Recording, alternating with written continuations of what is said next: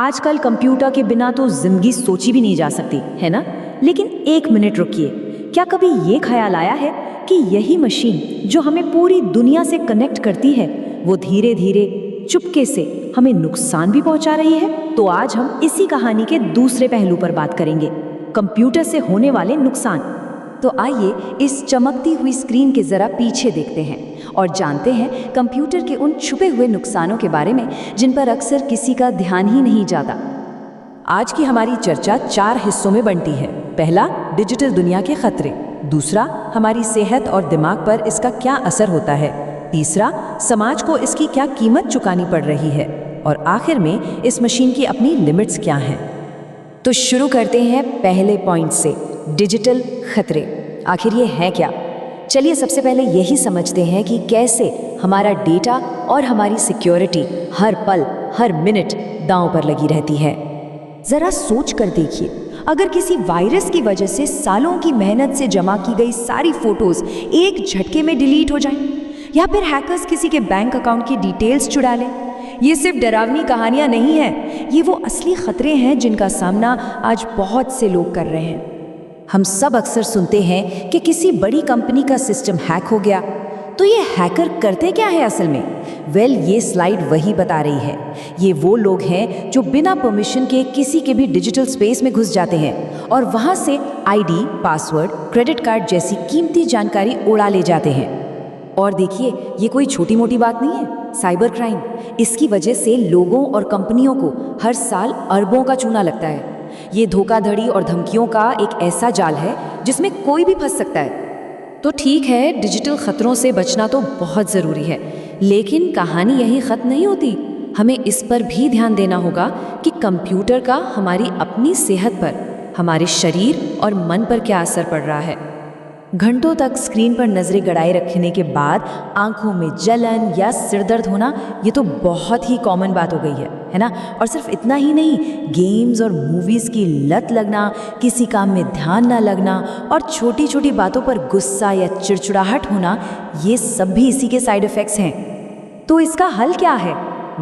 इसका सोल्यूशन सुनने में बड़ा सिंपल लगता है, लेकिन है बहुत काम का। बस 2 चीजें करनी है। कंप्यूटर का इस्तेमाल थोड़ा कम करें और बीच बीच में ब्रेक लेते रहें। कभी कभी सबसे आसान उपाय ही सबसे ज्यादा असरदार होते हैं। ओके, तो अभी तक हमने बात की पर्सनल लेवल पर होने वाले नुकसान की। अब जरा एक स्टेप पीछे हटते हैं और बिगर पिक्चर को देखते हैं। मतलब ये कंप्यूटर्स हमारे पूरे समाज पर, हमारी सोसाइटी पर कैसे असर डाल रहे हैं। और इसके असर हमें हर तरफ दिख रहे हैं। जैसे सुपरमार्केट में सेल्फ चेकआउट मशीनें आ गई हैं, जिससे कैशियर की नौकरियां कम हो रही हैं। पुराने कंप्यूटर और फ़ोन का जो कचरा है, जिसे ई वेस्ट कहते हैं, वो ज़मीन को ख़राब कर रहा है। और एक बहुत बड़ी डिजिटल खाई बन गई है उन बच्चों के बीच जिनके पास घर पे कंप्यूटर है और जिनके पास नहीं है। लेकिन शायद कंप्यूटर का जो सबसे बड़ा नुकसान है, वो कुछ ऐसा है जिस पर हमारा ध्यान ही नहीं जाता, और वो है खुद कंप्यूटर की अपनी लिमिटेशंस। आखिर क्या है जो ये मशीनें नहीं कर सकती? ये स्लाइड इस फर्क को एकदम क्रिस्टल क्लियर कर देती है। एक तरफ है इंसान जो सोच समझकर अपनी भावनाओं के साथ फैसले लेता है, और दूसरी तरफ है कंप्यूटर जिसका काम सिर्फ ठंडे लॉजिक और प्रोग्रामिंग पर चलता है। सोर्स का ये कोट भी इसी बात पर जोर देता है। इंसान सही और गलत के बारे में सोचकर फैसले लेता है, लेकिन एक कंप्यूटर सिर्फ अपनी प्रोग्रामिंग के आधार पर फैसले लेता है। मतलब आसान भाषा में कहें तो कंप्यूटर कभी भी सच में समझ नहीं सकता कि वो कर क्या रहा है। तो यहाँ एक बड़ी मज़ेदार लेकिन थोड़ी अजीब सी बात सामने आती है। कंप्यूटर्स तो पूरी तरह से हम इंसानों पर डिपेंडेंट हैं। उन्हें काम करने के लिए हमारे कमांड्स चाहिए।